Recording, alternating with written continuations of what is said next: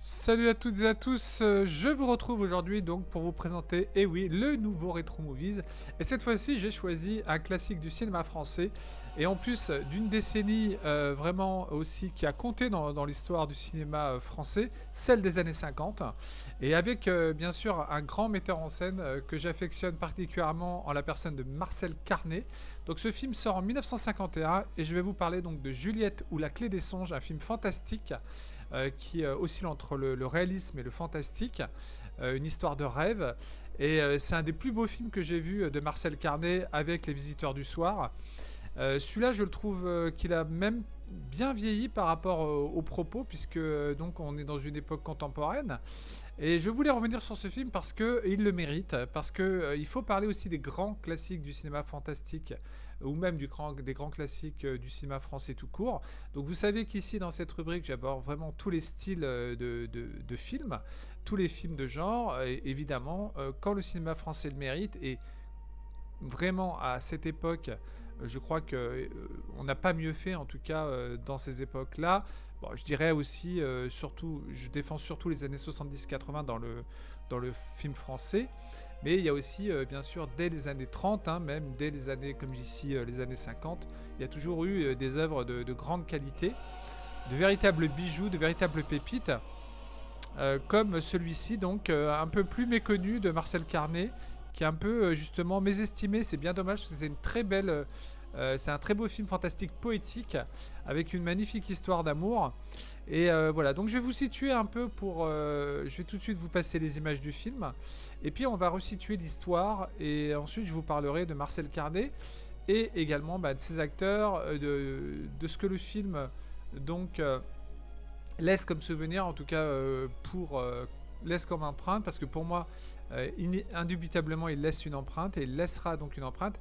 Ça fait partie des grands, je dirais, des films qui savaient montrer que le cinéma français de l'époque, en tout cas, était capable de faire des œuvres aussi qui touchaient au fantastique, différentes, avec des super grands acteurs comme Gérard Philippe ici, bien sûr. Gérard Philippe est un acteur absolument extraordinaire, et bientôt je parlerai d'un film que j'adore également avec lui, mais je vous en laisse la surprise. Un incontournable de René Clair, voilà. Voilà, donc il faudra que je revienne sur ce film également parce que c'est un chef-d'œuvre tout simplement. Juliette ou la clé des songes est un très grand film pour moi, vraiment dans le genre fantastique. Et donc je vais vous resituer un peu l'histoire pour que vous sachiez un peu de quoi il en est, pour ceux qui ne connaissent pas du tout. Donc c'est l'histoire de Michel, donc Gérard Philippe, qui suite à un vol dans la caisse d'un grand magasin où il travaille, donc va se retrouver en prison, va se faire arrêter. Et donc il voulait voler de l'argent pour réaliser le projet de faire un voyage avec Juliette, celle dont il est très amoureux. Juliette étant jouée par Suzanne Cloutier. Voilà, donc il se retrouve en prison, et donc il commence à dormir, et ses rêves donc l'emmènent dans un village provençal, donc personne donc connaît le nom en fait, et où personne ne se souvient de rien, en tout cas ceux de la réalité. Et donc là on bascule donc dans une œuvre tout à coup avec une ambiance très poético-fantastique, où on voit comme une sorte de village qui sort hors du temps en fait, et c'est ça que justement j'arrive à trouver vraiment magnifique dans le film, c'est qu'on a l'impression d'être dans un véritable rêve éveillé.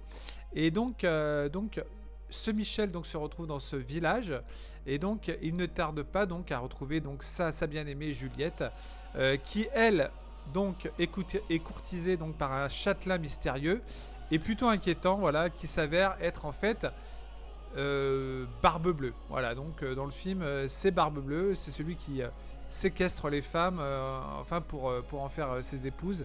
Bon, c'est pas la véritable histoire de Barbe Bleue qui tuait ses épouses, mais donc Juliette s'apprête à épouser donc ce châtelain lorsque la sonnette de la prison retentit et finit par tirer Michel de ses rêves.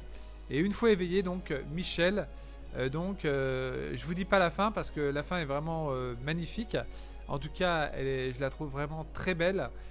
Encore une fois, elle replonge vraiment dans ce côté fantastique, puisque là, quand il se réveille de son cauchemar, enfin de son rêve, pardon, c'est pas un cauchemar, hein. quand il se réveille dans la prison, il se retrouve éveillé, puis il apprend que sa bien-aimée est sur le point d'épouser le fameux Monsieur Bélanger qui a les traits en fait du châtelain dans son rêve, Barbe Bleue. Et donc il apprend que Juliette a tout fait pour que Michel soit libéré. Voilà, à condition qu'elle-même donne sa main au Monsieur Boulanger, donc Monsieur Bélanger, pardon, le Barbe Bleue des rêves de Michel, donc alias Gérard Philippe. Bon, enfin bref, là je vous dis pas ce qui se passe à la toute fin du film, qui est vraiment une fin, voilà, qui nous fait plonger dans un, encore une fois, dans quelque part, dans quelque chose d'onirique. Voilà, je dis pas vraiment ce qui se passe, mais en tout cas, vous verrez, c'est magnifique. Moi, j'avais adoré cette fin. Et puis, en même temps, voilà, ça prouve aussi que le cinéma d'époque, le cinéma de l'époque en France. Alors, je baisse un peu le son, excusez-moi. C'est la musique d'époque du film, signé donc ici Joseph Cosmo. Voilà, donc le film est réalisé par Marcel Carnet, hein, qui est quand même connu surtout, et vous voyez, moins pour celui-ci, et c'est dommage, parce que je trouve que c'est un film aussi tout aussi magnifique, qui fait appel à l'imaginaire, vraiment à cette sensation de vivre, comme je disais, un rêve éveillé, avec une connotation fantastique de par les images, avec des décors superbes de Alexandre Troner, pour l'époque, qui était un grand décorateur. Vous voyez, c'est un film de 1951. Moi, je suis né bien plus tard, dans les années 70, mais quand on voit ce film, on se dit que, évidemment, le cinéma français de l'époque avait aussi d'immenses qualités pour vous emporter dans des histoires romanesques, mais en même temps pas cuculapraline, je vais dire, qui avaient un sens, une portée profonde, un véritable message. Ici, le message, c'est que parfois, il vaut mieux, vivre ses rêves et y rester, plutôt que de rejoindre la réalité. Et ce film a un paradoxe absolument superbe entre la réalité et les rêves. La réalité n'est pas belle, les songes permettent de s'évader. Voilà, donc c'est des thèmes qui ont déjà été abordés dans le fantastique, mais en tout cas, ici, c'est traité de manière absolument, je dirais, admirable d'un point de vue formel déjà au niveau des images, et puis ce rêve est vraiment très beau. Les scènes entre Gérard Philippe et Suzanne Cloutier qui n'est pas une grande actrice, hein, qui n'a pas fait une grande carrière, mais on va dire que face à Gérard Philippe, c'est franchement un beau couple dans cette histoire. Les personnages que rencontre au gré de son rêve, Gérard Philippe, le personnage de Michel, sont vraiment fascinants, enfin, dans le sens où il rencontre des personnages qui ne se souviennent de rien, donc en fait qui évoluent dans un monde imaginaire, tout comme lui, et qui, parce que c'est lui un peu, je dirais, le maître de ce rêve. Et donc ils sont un peu, ils sont un peu quelque part, alors que dans la réalité ils sont différents par rapport à lui, ils sont un peu, je dirais, à son écoute. Alors que dans la réalité, c'est tout le contraire. Donc le film est vraiment intéressant de par son scénario déjà, de par ses décors, de par ses dialogues. La musique aussi de Cosmo, très belle, très romantique, très romanesque, comme j'ai dit. Voilà. Pour les idées tournant autour, donc tout ce qui est de la perte de mémoire, par exemple, une scène très belle aussi, celle du marchand de souvenirs, qui est une des plus belles du film. Vraiment, il y a des idées absolument inventives, originales, et c'est ce qui fait la force du cinéma fantastique français aussi, à cette époque. Et puis on peut dire que pour moi, l'autre chef-d'œuvre, bien sûr, dont je parlerai bientôt, je vous ai dit, c'est un film de René Clair avec Gérard Philippe et Michel Simon, que j'adore et sur lequel je ferai une vidéo, c'est obligatoire, parce que c'est un véritable bijou également. Voilà. Mais ce Juliette ou la clé des songes, il faut vraiment pas passer à côté. Moi, je vous le conseille parce que c'est un film qui s'ancre donc dans une histoire de conte de fées, en fait, avec une alternance sur la réalité, qui montre que le conte de fées peut nous amener à vivre vraiment nos véritables projets, en fait, notamment quand on est amoureux. Dans le rêve, on peut tout faire et on peut vivre quelque part avec l'amour de sa vie, si c'est le cas, comme ici Gérard Philippe qui souhaite donc finir avec sa dulcinée. Donc moi, c'est un film qui m'a mis sous le charme, vraiment, de A à Z. J'ai trouvé que c'était un film beau, émouvant, avec un jeu d'acteurs magnifique, surtout entre Gérard Philippe et l'actrice. D'autres acteurs sont très bons aussi. Euh, donc c'est un film vraiment, même si avec un superbe noir et blanc aussi, même si évidemment on peut dire que c'est un très vieux film, bah, c'est pas un problème, comme je dis, il reste contemporain de par son sujet, puisque on est dans une histoire qui alterne entre quelque chose donc euh, comparativement au Visiteur du Soir, qui est un film qui se passe au Moyen Âge. Là on est dans un film qui vieillit plutôt bien, parce que ce qu'on voit dans le Moyen Âge, dans le Visiteur du Soir, bon, a un peu vieilli en termes de décor. Mais ça reste un chef-d'œuvre aussi, hein, Les Visiteurs du Soir, évidemment, euh, pour d'autres raisons. Mais en tout cas, Les Juliette ou la Clé des Songes, c'est un film qui vraiment mérite d'être vraiment cité dans la carrière de Marcel Carné, parce que c'est un film qui, pour moi, montre quelque chose de magique, l'histoire aussi que l'histoire, cette histoire donc onirique, fantastico-poétique, vraiment qui montre des personnages riches, des dialogues vraiment très beaux. Alors je ne sais pas qui a écrit le film, si je me souviens bien, d'après mes pièces, c'est d'après une pièce en fait, de Georges Neveu. Voilà. Le scénario est dû à Marcel Carné, à l'auteur de la pièce et à Jacques Viau. Mais voilà, donc c'est un film aussi qui est donc... Alors j'avais dit tout à l'heure, les décors sont magnifiques, c'est ceux d'Alexandre Trauner, hein, qui est un grand décorateur de ces époques, des années 50 à 70. Et puis les images sont magnifiques aussi au niveau formel, quant au noir et blanc, avec des contrastes superbes dans l'image. Et d'ailleurs, je vous invite à découvrir la version Blu-ray de ce film. Donc les images sont signées Henri Alcan, hein, qui est un grand directeur de photo également. Voilà, donc il y a vraiment donc une ambiance justement qui émane de ce film. Il n'y a pas de mièvrerie sentimentale, pas vraiment.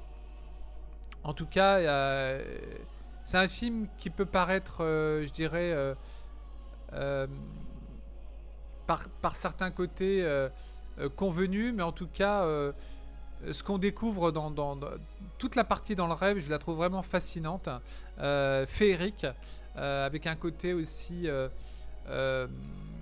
qui relève vraiment de connotations, je dirais, où on a l'impression que on est, comme je vous l'ai dit, dans un domaine euh, où le personnage évolue au gré de rencontres avec des fantasmes justement de personnes qui ne sont pas censées être ce qu'elles sont, etc.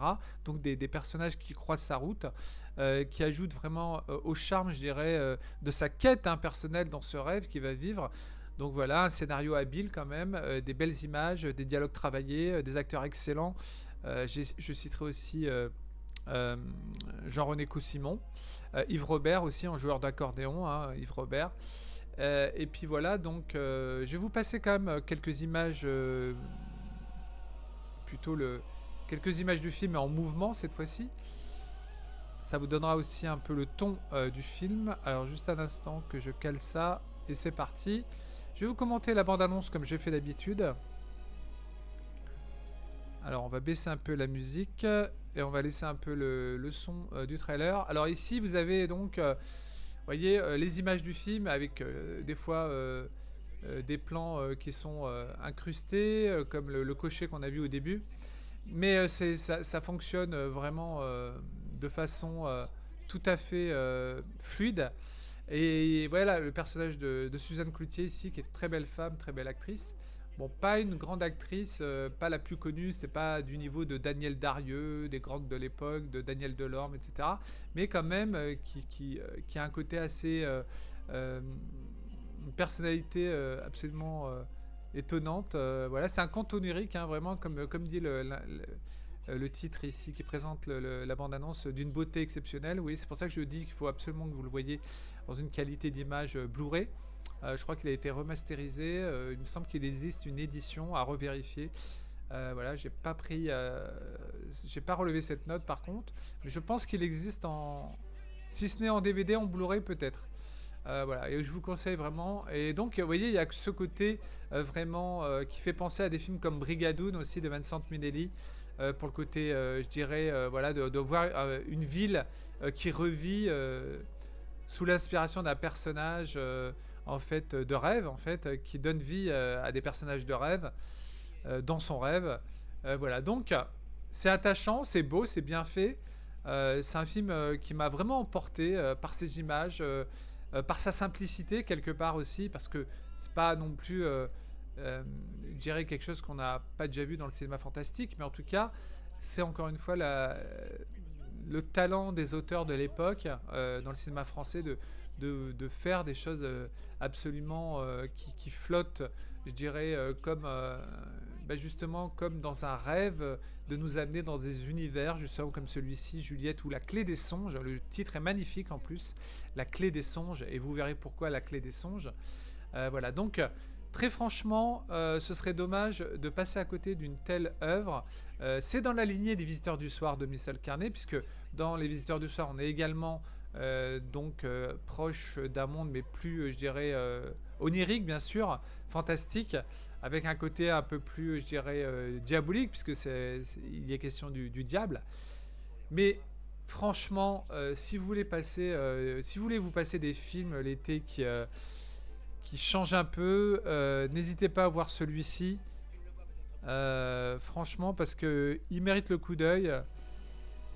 Ce serait dommage de l'ignorer. Donc, Marcel Carné est un réalisateur, bien sûr, sur lequel je voulais revenir, parce qu'il a compté quand même évidemment dans le cinéma français d'avant-guerre.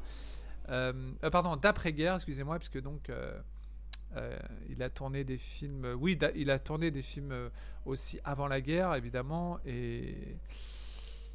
Et après, pour vous resituer un peu ce qu'a fait Marcel Carné, donc, qui est mort quand même à 90 ans, hein, il a eu une longue vie, hein, il est mort en 1996. Grand réalisateur, donc je peux vous parler de films très connus. Donc il a tourné bien sûr des films d'avant-guerre comme Hôtel du Nord avec Arletty et Louis Jouvet, très connu. Le jour se lève aussi avec Jean Gabin. Et puis on n'oubliera pas également La Règle. Non, excusez-moi, j'allais citer un titre qui n'est pas de lui. Je pense aussi à d'autres films comme il en a fait beaucoup. Il y a une belle filmo, Les Tricheurs par exemple, Les Assassins de l'Ordre. Un de ses derniers films, c'était son dernier film, pardon, c'était La Bible. Et puis inachevé, il y avait La Mouche, qu'il n'a jamais terminé. Voilà, et puis également, je citerai Les Enfants du Paradis, bien sûr, Les Visiteurs du Soir, je l'ai dit et redit, Le Quai des Brumes. Voilà, donc que de films, que de bijoux, que de chefs-d'œuvre du cinéma d'antan. Voilà, Les Portes de la Nuit également, très très beau film. Il y a quand même une sacrée filmo pour Marcel Carné. Voilà, mais donc il ne faut pas oublier donc ce film surtout qui compte beaucoup en 1951, Juliette ou La Clé des Songes. Voilà, donc une œuvre atypique dans cette filmo, peut-être ouais, la deuxième œuvre fantastique qu'il ait faite avec donc Les Visiteurs du Soir, parce qu'après ce ne sont que des films soit policiers, drames, voilà, dans des genres différents. Mais franchement, si vous avez l'occasion de découvrir ce Juliette ou La Clé des Songes, eh bien foncez, parce que vous allez passer, ne serait-ce si vous avez un sentiment justement d'aimer tout ce qui est, en tant que spectateur, d'aimer tout ce qui est atypique, et justement le rêve, c'est atypique toujours de traiter le rêve dans les films. Et ici, c'est superbement fait. De par la beauté formelle, de par les images envoûtantes, de par cette histoire d'amour très attachante avec ces personnages, et puis surtout la fin, comme je dis, la fin du film est excellente. Vraiment, j'aime beaucoup le choix de la fin du film. Enfin, le choix d'après la pièce, évidemment, parce que c'est la pièce, hein, la retranscription. Voilà, donc vraiment une véritable invitation au rêve, ce film, avec ce titre voilà, que j'adore, hein, vraiment. C'est pour ça que je l'ai découvert très tard, ce film Juliette ou La Clé des Songes. Mais très franchement, si vous avez l'occasion, même des générations d'aujourd'hui, hein, des générations des années 2000, il faut aussi prendre le temps de replonger dans ces films, même si ça vous paraît vieux, en noir et blanc, etc. Peu importe, c'est vraiment l'histoire qui compte, hein, et ce qu'elle raconte. Peu importe que ce soit pas récent, que ce soit pas moderne et compagnie, ça raconte quand même quelque chose et de passionnant. Et peu importe, c'est un film multigénérationnel, je dirais, tout comme Les Visiteurs du Soir, quelque part. Même, voilà, donc si vous avez des difficultés à vous plonger, je dirais, les générations d'aujourd'hui dans ce genre de film à l'ancienne, ben franchement, tentez. Et moi, je suis là pour vous tenter de voir ce genre de film. Surtout des contes oniriques fantastiques venant de la France, il y en a eu pas tant que ça. Voilà, donc celui-ci fait partie pour moi des meilleurs. Et je ne saurais que trop donc vous inciter à le découvrir sans plus tarder pour ceux qui ne connaissent pas. Voilà, donc je termine là-dessus. Merci de m'avoir écouté. Je vous dis à plus tard. On se retrouve comme jusqu'à vendredi donc pour un Retro Movies par jour. Et puis ensuite, donc je continuerai mes vacances, mais cette fois-ci, la chaîne donc aura une pause estivale de jusqu'au 8 septembre, à peu près 3 semaines. 3 ou 4 semaines, hein, j'avais dit un mois. J'en ai besoin.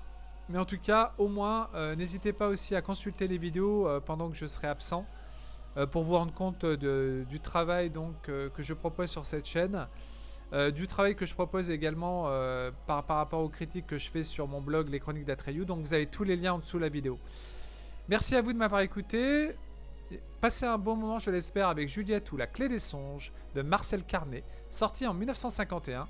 Je vous dis à très bientôt sur Attention ça tourne et au plaisir. Bye bye, bonne fin de journée à tous. Et à la prochaine.